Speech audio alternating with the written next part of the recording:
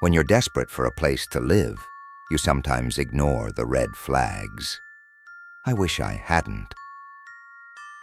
When things fell apart with my parents, I had no choice but to move out. For weeks, I bounced from couch to couch at my friends' places, but that couldn't last forever. Scrolling endlessly through roommate apps, I stumbled upon a listing that seemed too good to be true. A spacious room for $1,200 a month in a nice neighborhood. The ad was posted by a man named Luke, who lived in the house himself. He emphasized he'd be out of the house most of the time, leaving the renter with plenty of privacy. The only rules? No parties, no drinking in the living room, and under no circumstances was I to enter the attic or the basement. It felt reasonable enough. So I arranged to meet him. When Luke opened the door, my gut instinct told me something was off. He had this awkward, jittery energy, and his eyes darted around like he was afraid of being watched. But the house was perfect. An open layout, a spacious room, and a great price. Against my better judgment, I agreed to move in. Now, before we go any further, let me ask you, if you moved into a place and your roommate strictly forbade you from entering certain areas, would you listen? Think about it. Now let's see what ignoring that rule might cost you. At first, things seemed normal. Luke was distant, but polite. I quickly realized, though, that he was always home despite claiming otherwise. At night, I heard footsteps and doors creaking, but I chalked it up to my imagination, until one night when I woke up to use the bathroom. The basement door was ajar, and faint banging sounds echoed from below. My heart raced as I approached.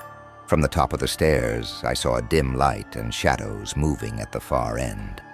Suddenly, Luke appeared at the bottom, staring up at me with a look that froze me in place.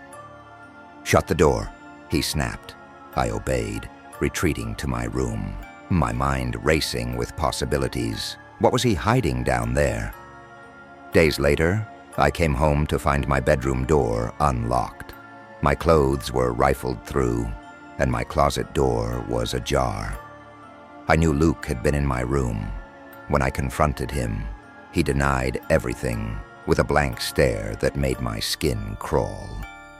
"You have the only key," he said flatly, before brushing me off and leaving in a hurry. The next night, my curiosity got the better of me. I waited until I was sure Luke was gone and ventured into the forbidden basement. Using my phone flashlight, I descended creaky steps into a small, foul-smelling room.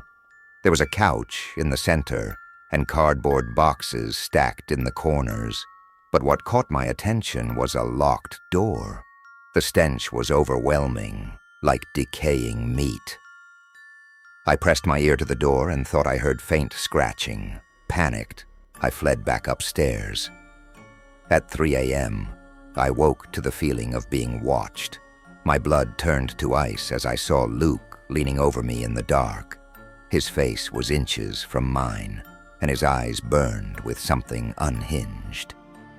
"Did you go into the basement?" he whispered. I stammered. "No, I didn't." "You're lying." His tone was eerily calm.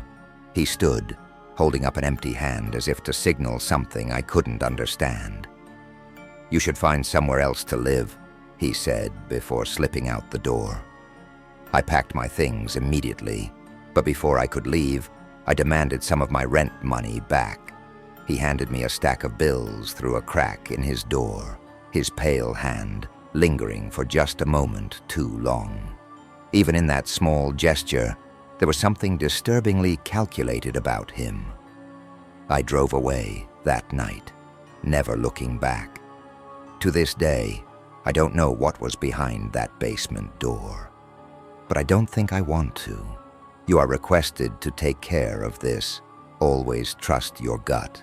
No cheap rent is worth the cost of your sanity or your safety.